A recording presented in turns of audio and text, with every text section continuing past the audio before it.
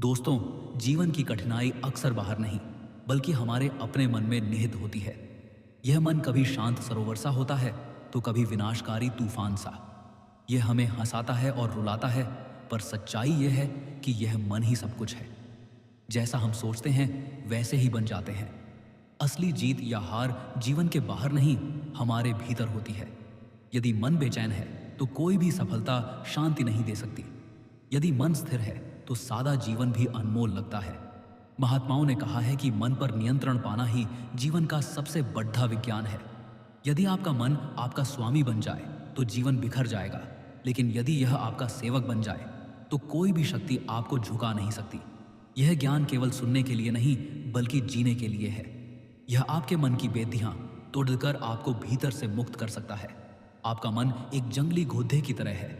यदि आप इसे साध लें तो यह आपको मंजिल तक ले जाएगा, अन्यथा यह आपको गड्ढे में गिरा देगा। आइए बुद्ध के बताए 7 शक्तिशाली मार्गों से मन को नियंत्रित करने की इस यात्रा की शुरुआत करें। 1. सांस पर ध्यान, ब्रेथ अवेयरनेस। बुद्ध ने मन को नियंत्रित करने की शुरुआत सांस से की। सांस ही वह पुल है जो शरीर, मन और वर्तमान क्षण को जोड़ता है। सांस और मन का गहरा रिश्ता। जब मन बेचैन होता है सांस तेज हो जाती है। जब मन शांत होता है सांस गहरी और स्थिर हो जाती है। आपकी सांस आपके मन का दर्पण है। नियंत्रण का सूत्र, मन को जबरदस्ती पकड़ने के बजाय उसे सांस के सहारे धीरे धीरे वर्तमान में लाए। यह बच्चे को डांट कर नहीं बल्कि प्रेम से बुलाने जैसा है। अभ्यास, किसी शांत जगह पर बैठें, आंखें बंद करें और बस अपनी आती जाती सांस को महसूस करें। कोई नियंत्रण नहीं, बस देखना है। जब भी मन भटके उसे वापस सांस पर ले आए। शक्ति, यह छोटा सा अभ्यास आपको गुस्सा या चिंता महसूस होने पर भी तुरंत वर्तमान में खींच लाता है, जिससे आप शांत होकर प्रतिक्रिया दे पाते हैं। सांस ही जीवन है और इसे समझना ही जीवन को समझने की शुरुआत है। 2. विचारों का निरीक्षण, विटनेसिंग थॉट्स। बुद्ध ने कहा, तुम्हारे विचार ही तुम्हारा भविष्य बनाते हैं। हर दिन हमारे मन से 60 से 70 हजार विचार गुजरते हैं, जिनमें से अधिकतर दोहराए हुए होते हैं। विजेता का दृष्टिकोण, विचारों से लड़ो मत, उन्हें दबाओ मत। बस उन्हें देखो जैसे आकाश में बादल गुजरते हैं। आप उन्हें रोक नहीं सकते, बस उनके गवाह बन सकते हैं। असली स्वरूप, विचार सिर्फ विचार हैं, वे तुम नहीं हो। गुस्से का विचार आने का मतलब यह नहीं कि आप गुस्सैल हैं। विचार क्षणिक होते हैं और आपका असली स्वरूप उन विचारों से कहीं ऊपर है। अभ्यास, जब कोई नकारात्मक विचार आए तो तुरंत प्रतिक्रिया न दें। न उसे अच्छा माने न बुरा, बस कहें ठीक है, यह केवल एक विचार है और यह भी चला जाएगा। उसे बहते पानी या गुजरते बादल की तरह देखें। परिणाम, जब आप विचारों को दबाते नहीं बल्कि देखते हैं तो वे अपनी शक्ति खो देते हैं। यह माइंडफुलनेस और वैज्ञानिक चिकित्सा CBT का आधार है। यही गवाह भाव आपको आंतरिक स्वतंत्रता देता है। 3. वर्तमान में जीना, लिविंग इन द प्रेजेंट। मन अक्सर अतीत की गलतियों में या भविष्य की चिंताओं में उलझा रहता है और हम आज के पल को खो देते हैं। जीवन का सत्य, जीवन का असली सत्य सिर्फ वर्तमान में है। अतीत बीत चुका है, भविष्य अभी आया नहीं। यही क्षण हमारा असली खजाना है। चिंता का निवारण, डिप्रेशन अतीत में उलझे रहने से और एंजाइटी भविष्य की चिंता से पैदा होती है। संतुलन और खुशी केवल इस पल में जीने से मिलती है। अभ्यास, सचेतनता का अभ्यास करें। जो काम कर रहे हैं उसी में पूरे मन से लगे। जब खाएं तो बस स्वाद महसूस करें। जब चलें तो अपने पैरों को महसूस करें। जब किसी से बात करें तो सिर्फ उसी पर ध्यान दें।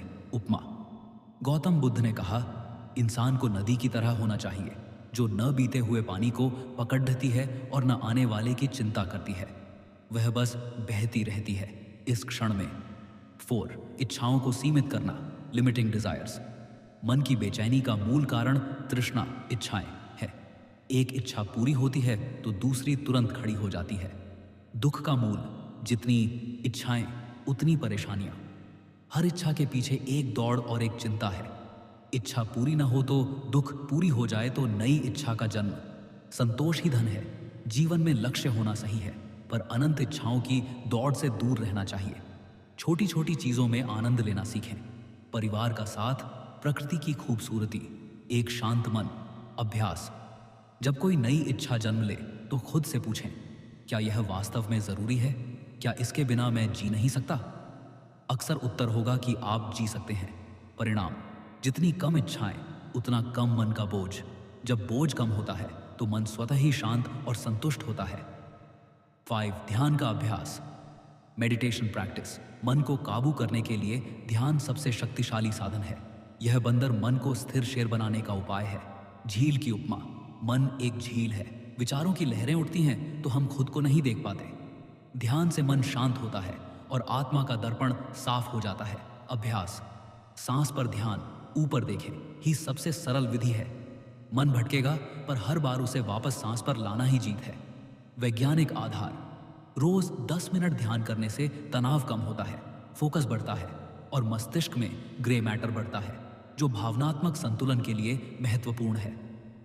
शक्ति, ध्यान आपके और आपके क्रोध चिंता के बीच एक स्पेस बना देता है जिसमें आप प्रतिक्रिया देने से पहले सोच पाते हैं। यह मन पर नियंत्रण और मन का गुलाम होने में अंतर पैदा करता है। 6. सही संगति, राइट एसोसिएशन। मन उस मिट्टी की तरह है जिसमें जो बोओगे वही उगेगा। वातावरण का रंग मन पर चढ़ता है। वातावरण का चुनाव, नकारात्मक लोगों के बीच रहने से मन कमजोर होता है, जबकि शांत, प्रेरित और सकारात्मक लोगों के बीच रहने से मन शक्तिशाली और स्थिर बनता है। आज की संगति, संगति केवल लोगों तक सीमित नहीं है। मोबाइल, टीवी और सोशल मीडिया पर देखे जाने वाला कंटेंट भी संगति का हिस्सा है।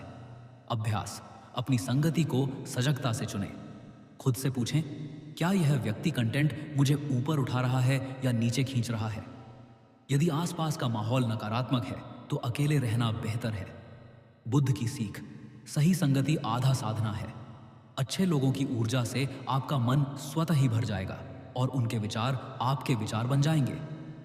7. करुणा और प्रेम, कंपैशन एंड लव।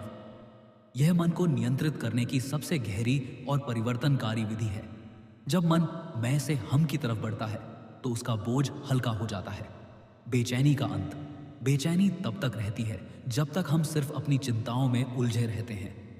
जैसे ही हमारा ध्यान दूसरों के दुख दर्द की ओर जाता है, हमारा दिल पिघलता है और हमारी बेचैनी दूर हो जाती है। सर्वश्रेष्ठ शक्ति, करुणा कोई कमजोरी नहीं बल्कि सबसे बड़ी शक्ति है। यह आपको कठोर नहीं बल्कि और मजबूत बनाती है, क्योंकि आप गुस्से की जगह प्रेम चुन सकते हैं। अभ्यास, हर दिन थोड़ी देर के लिए खुद से बाहर निकलकर दूसरों के बारे में सोचें। किसी ऐसे व्यक्ति को याद करें जिसके साथ आपका रिश्ता अच्छा नहीं है और दिल से उसके लिए मंगल कामना करें। तुम सुखी रहो, तुम्हें शांति मिले। निष्कर्ष, करुणा ही मन का सबसे बड़ा अनुशासन है। जब मन दूसरों के लिए प्रेम से भर जाता है तो वह खुद को भटकने नहीं देता। जो इंसान खुद को समझ लेता है उसके जीवन से चिंता और बेचैनी हमेशा के लिए मिट जाती है। निष्कर्ष, मन का मालिक बने, सेवक नहीं। ये 7 विधियां मन को नियंत्रित करने की सरल, वैज्ञानिक और शक्तिशाली कुंजी हैं। याद रखें, बाहर की दुनिया को बदलना कठिन है, लेकिन अंदर की दुनिया को बदलना हमारे हाथ में है।